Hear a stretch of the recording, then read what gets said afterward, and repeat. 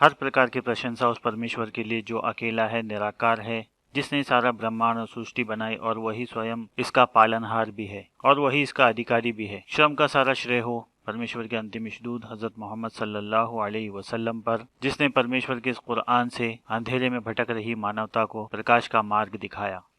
आज हम लोग कुरान करीम का 100 नंबर का अध्याय शुरू करेंगे, जिसका उन्वान है अल आदियात। इसका अर्थ है सरपट दौड़ना, गैलप या रनिंग विथ स्पीड। इस अध्याय में श्लोक नंबर 1, 2, 3, 4, 5 तक ये बताया गया है कि घोड़े साक्षी हैं इस पर कि मनुष्य अपने पालनहार का बहुत ही अधन्यवादी है, बहुत ही नाशुक्रा है। अध्याय नंबर 106 कुरैश में ये बताया गया था कि परमेश्वर ने उनको कैसे दूसरे कबाइल पर, दूसरे कबीलों पर एक तरह से उनको बर्तरी दी थी कि उनके कारवान बिना डर के एक जगह से दूसरी जगह अपना सामान लेकर जाते थे।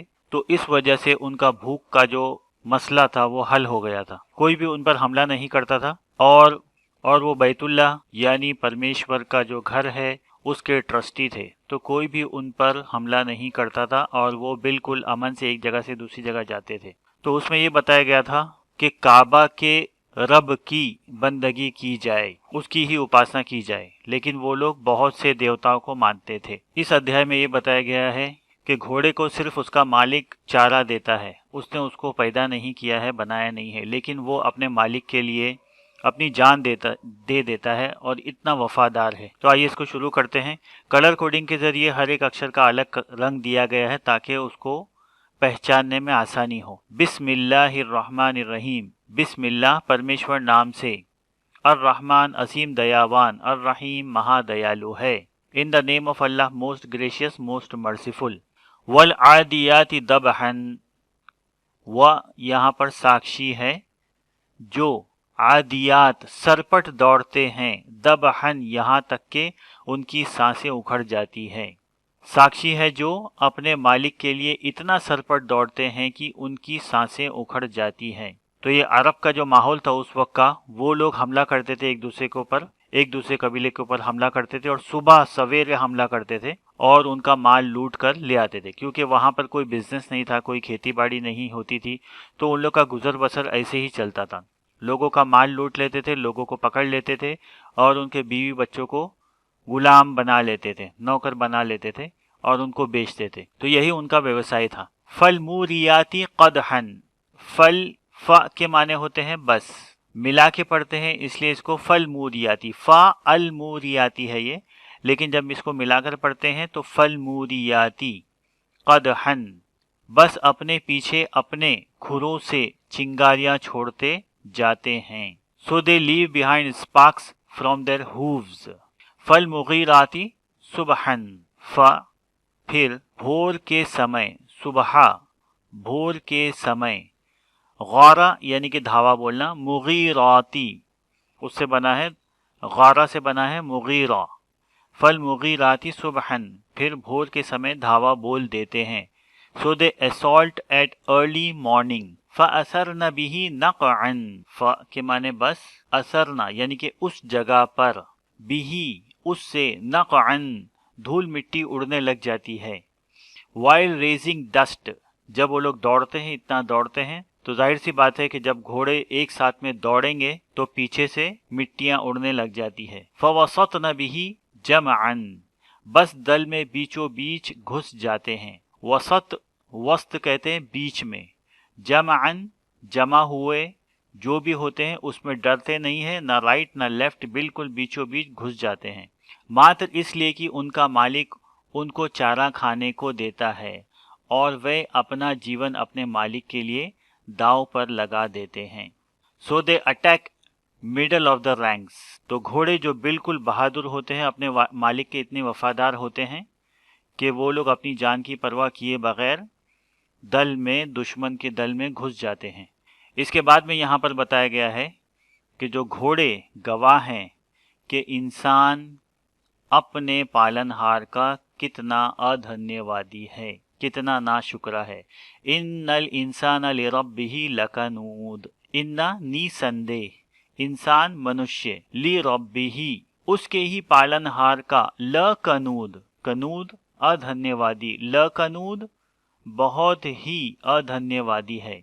Indeed man is surely ungrateful to his lord, व इन्नहु अला ज़ालिका लशहीद, व के माने और, इन्ना निश्चय ही, हु वो, अला पर, ज़ालिका उस पर, लशहीद गवाह है, और निश्चय ही वो स्वयं इस पर साक्षी भी है कि परमेश्वर ने ही उसे जीवन दिया है और वही उसका पालनहार भी है। इसके बावजूद भी वो परमेश्वर की बात नहीं सुनता है और सिर्फ अकेले उसकी उपासना करने के बजाय बहुत से देवताओं को मानता है। And surely his own self bears witness to that, व इन्नहु लिहुब्बिल खैरि लशदीद, और निश्चय ही वो भलाई के मोह में बड़ा कठोर है। यहाँ पर खैर के मानी हम लोग धन करेंगे कि धन के मामले में बहुत ही कठोर है, वो उसके मोह में बहुत ही कठोर हो जाता है। And he is very intense in his love of wealth, अफला यअलमु इज़ा बुअसिरा मा फिल कुबूर, तो क्या वो नहीं जानता जब झटक झटक कर मृत्यु स्थल से निकाला जाएगा। Does he not know when rank it out from the death place, तो हर एक को जिंदा कर दिया जाएगा उसके मृत्यु स्थल से। किसी को जमीन में दफनाया गया हो या किसी को जला दिया गया हो या उसको किसी जंगली जानवरों में खा लिया हो या वो समंदर में डूबकर मर गया हो या मछलियों ने खा लिया हो, क्योंकि अगर जंगली जानवरों ने भी उसे खाया है तो जंगली जानवर भी मर जाते हैं और वो भी मिट्टी में मिल जाते हैं। तो हर चीज जो भी मरता है वो मिट्टी में मिल जाता है।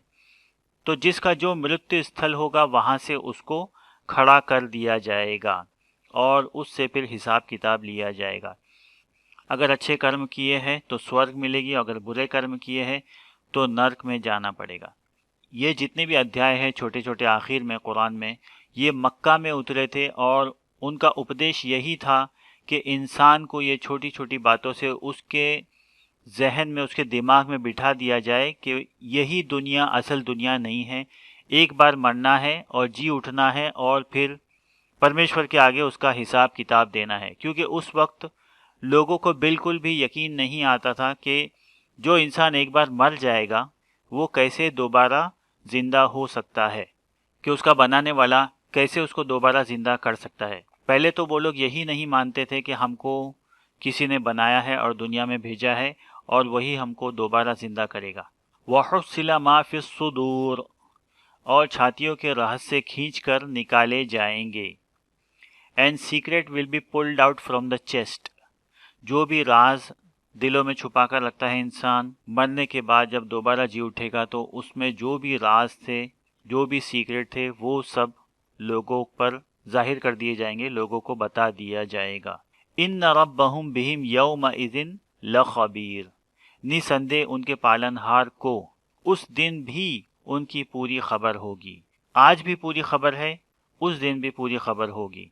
Indeed on that day the Lord will be fully aware of him, जिस तरीके से इसके पहले वाला अध्याय था सूरह जिलजाल, उसमें यही बताया गया था कि जो कोई भी राई के दाने के बराबर नेकी करेगा वो उसको देख लेगा और जो कोई भी राई के दाने के बराबर बुराई करेगा वो उसे देख लेगा।